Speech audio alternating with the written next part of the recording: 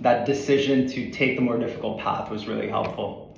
But coming back to this concept of, now I'm in university, I'm studying super hard. Now I've got momentum going, right? So at the same time, I'm also not fucking around with job applications, right? Fuck you, I'm gonna get the best fucking job possible.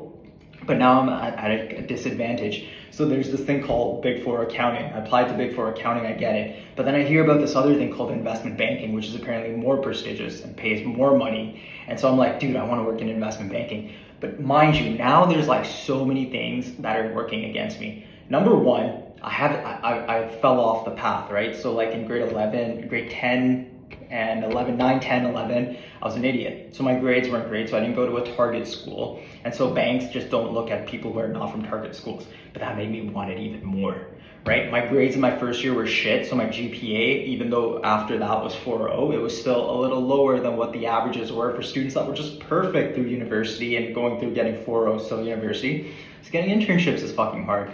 And so I networked my ass off. Like every fucking day I'd go out and network, nothing. Fucking nothing. I got, after working at PwC, I got this internship at CIBC in the World Markets Division, which was great. That was a great experience. But it wasn't like a Goldman Sachs, it wasn't a Morgan Stanley. Those were reserved for the people who never got off the path, right? They went to a target school, they got great grades in that target school. That was reserved for them.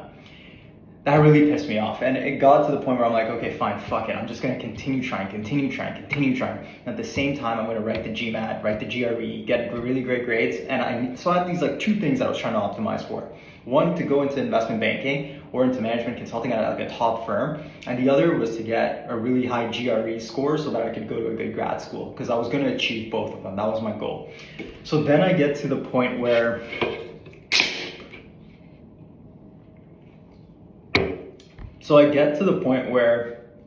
I graduate university, right? And I'm working at Deloitte as a consultant, which honestly wasn't my first choice at all.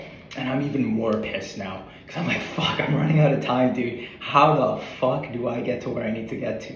And so that's where I'm like, okay, I'm gonna lock in, I'm gonna apply to grad school. And that's when I ended up going to Oxford, and then I ended up working at Houlihan. And then once you get your first success, everything just snowballs and like you just keep getting more. After I got Houlihan, got Evercore really easily. After getting Evercore, BCG was on my ass. Like I got like a ton of offers from all these big companies, and successively it was much easier.